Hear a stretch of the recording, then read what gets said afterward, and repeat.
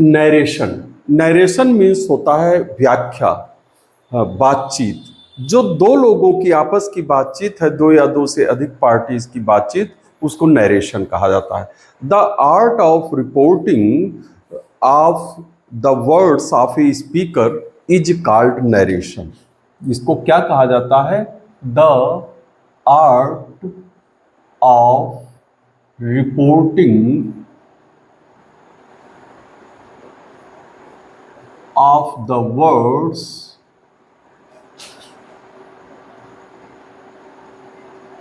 of a speaker is called narration।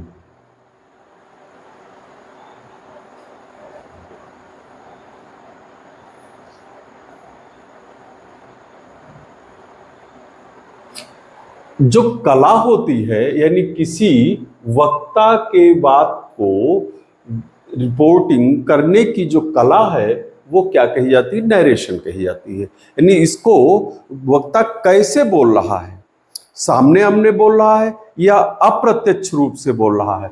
अब इसके दो तरीके होते हैं। There are two main ways of a narration. First, direct narration, direct narration, and second, indirect narration। indirect narration दो प्रकार से बोली जाती है, यानी कोई भी बातचीत जो है वो हम दो तरीके से करते हैं। एक आमने सामने फेस टू फेस करते हैं। जब हम फेस टू फेस करते हैं कोई बातचीत, तो उसको डायरेक्ट नरेशन कहा जाता है। इसमें दो या दो से अधिक पार्टीज होती है जो किसी टॉपिक पर, किसी विषय पर आमने सामने बातचीत करते हैं। और एक होता है इनडायरेक्ट नरेशन, जब हम किसी बात को बाद में अप्रत्यक्ष रूप से करते हैं, उसे इनडायरेक्ट नरेशन कहा जाता है। As the teacher said to them,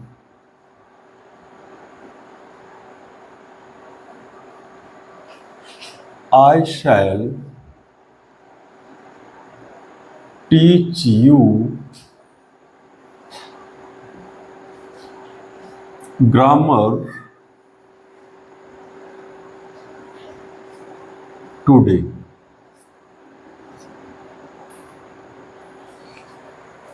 The teacher said to them, comma inverted commas, I shall teach you grammar today। This sentence is the example of direct narration, and a direct narration has two parts. First, the reporting speech। In the reporting speech, the parties are talking each other। तो इसमें party कौन कौन बात कर रही?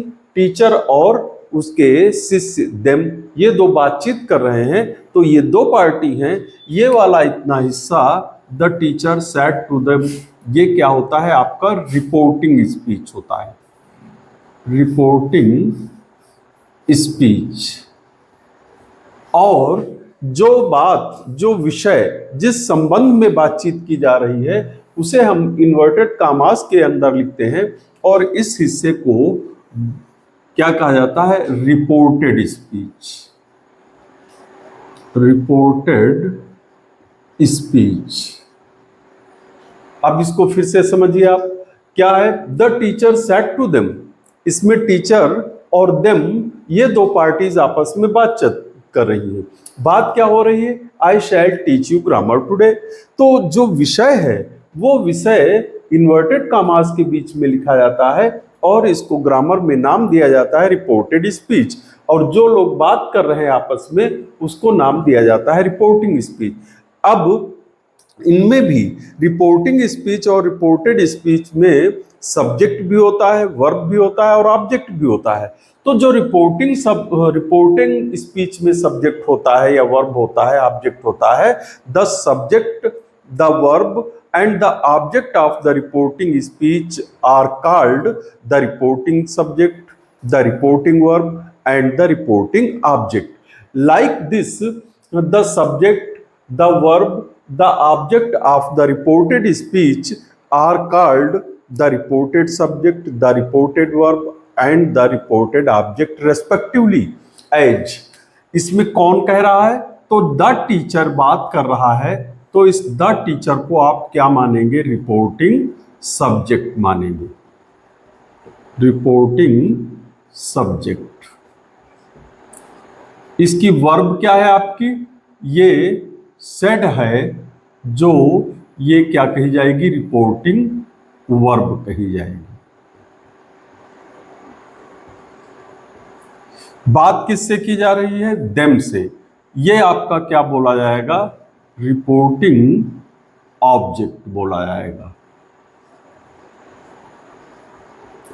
इसी तरह से जो इन्वर्टेड कॉमास के अंदर आई है, ये आई, ये आपका क्या कहा जाएगा? रिपोर्टेड सब्जेक्ट कहा जाएगा।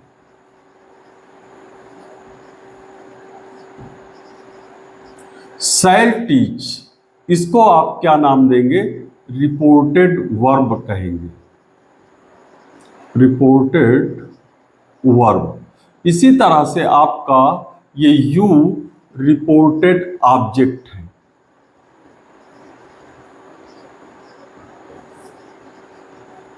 ग्रामर भी ऑब्जेक्ट और कॉम्प्लीमेंट की तरह काम कर रहा है। टुडे वर्ड शोइंग नियरनेस है। अब इधर कोई पार्ट में, इस हिस्से में जो भी शब्द हैं वो सब्जेक्ट को रिपोर्टिंग सब्जेक्ट, वर्ब को रिपोर्टिंग वर्ब, एंड ऑब्जेक्ट को रिपोर्टिंग ऑब्जेक्ट बोलते हैं। इसी तरह से इन्वर्टेड कॉमास के बीच में जो भी शब्द हैं वो सब्जेक्ट को रिपोर्टेड सब्जेक्ट, वर्ब को रिपोर्टेड वर्ब और ऑब्जेक्ट को रिपोर्टेड ऑब्जेक्ट कहते हैं। अब इसको कैसे हम डायरेक्ट से इनडायरेक्ट में बदलेंगे? तो जब डायरेक्ट से इनडायरेक्ट में हम बदलते हैं तो बहुत सरल तरीका है कि सबसे पहले आपको केवल क्या याद रखने? 6 शब्द याद रखने, केवल 6 शब्द, only 6 words, and that only 6 words you can change us direct narration into indirect narration easily. यानी यदि आप 6 शब्दों को वो याद रखेंगे, वो स्टेप सीरियली याद रखेंगे, तो आपको सरल हो जाएगा किसी डायरेक्ट नरेशन को इनडायरेक्ट नरेशन में बदलने के लिए। There are only 6 basic rules to change a direct narration into indirect narration. First, reporting verb, second, comma, third, reported subject, 4, reported verb, and 5, reported object, and 6, words showing nearness. These 6 words, first क्या है आपका? Reporting verb,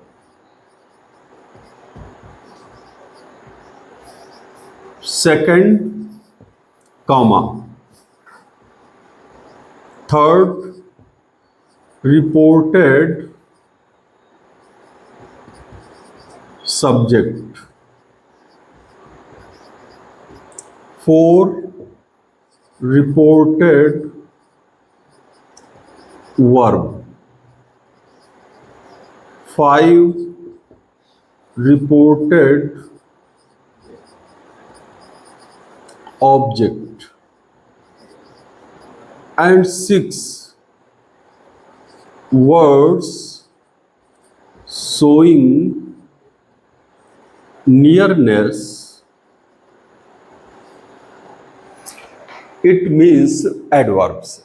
अब जरा ध्यान दो, ये जो 6 शब्द हैं, अगर इन 6 शब्दों को आप 6 स्टेप बाय स्टेप याद रखेंगे तो किसी डायरेक्ट नरेशन को इनडायरेक्ट नरेशन में बदलने में बहुत आसानी हो जाएगी और आपको सबसे आसान हो जाएगा कि कैसे इसको बदला जाता है। अब जरा ध्यान दो, सेंटेंस आपका क्या दिया है डायरेक्ट नरेशन का? The teacher said to them, comma inverted commas, I shall teach you grammar today. And when we change it into indirect narration, then the first rule, reporting verb, and the second rule, comma, are changed according to the sentence of the reported speech, and the sentence of the reported speech is in assertive form. किस form में है? assertive form में है. Then reporting verb said is changed into told because the reporting verb also has its object. यानी जब reporting verb का object हो और सेंटेंस रिपोर्टेड स्पीच का असर्टिव हो तो सेड को टोल्ड में बदल दिया जाता है और कामा को दैट में बदल दिया जाता है. द टीचर टोल्ड देम, इसके साथ टू हट जाता है और कामा is also changed according to the sentence of the reported speech. The sentence of the reported speech is in assertive form. Then comma is changed into the conjunction that. ये conjunction का जब काम करता है तो that की का अर्थ देता है. Now the third rule or third step reported subject. Reported subject आपका I है. I first person personal pronoun refers to the speaker. इसमें स्पीकर कौन है? टीचर है. और आपका इसमें ऑडियंस कौन है? देम है. तो आई किसके लिए है? टीचर के लिए. Teacher may be in masculine gender and in feminine gender too. Then there is no clarification. Then we use masculine gender. It means we use he in place of I. And shall teach future indefinite tense is changed into will or shall into would because the reporting verb is also in the past. Would. Now teach. And 5 reported object. Reported object you. If the reported object is in second person personal pronoun, then shows to the audience, and in this sentence the audience them. It means we use them in place of you in the objective case. Them. Grammar is put as it is. Grammar. Today. This adverb is showing nearness. It is changed into past tense. That day. Full stop. अब इसमें आपके कितने change हुए हैं? Number first आपका क्या change हुआ है? रिपोर्टिंग वर्ब सेड टू काहे में चेंज की गई है? टोल्ड में. Because the sentence of the reported speech is in assertive form and comma is change into the conjunction that. तो कामा काहे में बदल गया? दैट में. Because the reported speech is in the assertive form. And third आपका क्या है? Reported subject. If the reported subject is in first person personal pronoun, it refers to the speaker, teacher, and teacher may be masculine and in feminine gender. But we use here in masculine gender because there is no clarification. And for reported verb. Reported verb is changed into past if the reporting verb is also in the past. यदि reporting verb past में है तो reported verb के tense को भी past में बदल दिया जाता है. विल और शैल को काहे में बदला जाता है? वुड में. और उसके साथ टीच एज इट इज लिख दिया गया. Now 5 you reported object refers to the audience. It means second person personal pronoun refers to the audience and audience इसमें कौन है? देम. तो देम किसके स्थान पर आएगा? इन प्लेस ऑफ यू. यू भी ऑब्जेक्ट का काम कर रहा है और देम पहले से ऑब्जेक्ट है तो देम इसमें आ जाएगा. और ग्रामर नाउन है तो ग्रामर को एज इट इज लिख देंगे. दैट जो वर्ड्स कौन सा है? शोइंग नियरनेस, निकटता सूचक शब्द है. इन निकटता सूचक शब्द एडवर्ब को काहे में बदल दिया जाता है? दूरी सूचक शब्दों में बदल दिया जाता है. तो टुडे को काहे में बदल दिया गया है?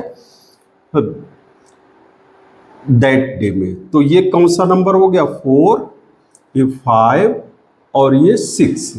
अब आपको समझ में आ गया होगा कि 6 जो स्टेप हैं, जो 6 कदम हैं, जो 6 शब्द हैं, वो 6 शब्द आपको डायरेक्ट नरेशन से इनडायरेक्ट नरेशन में बदलने में पूरी तरह से सहायता करेंगे। इन 6 शब्दों को आपको अच्छी तरह से तैयार कर लेना चाहिए स्टेप बाय स्टेप।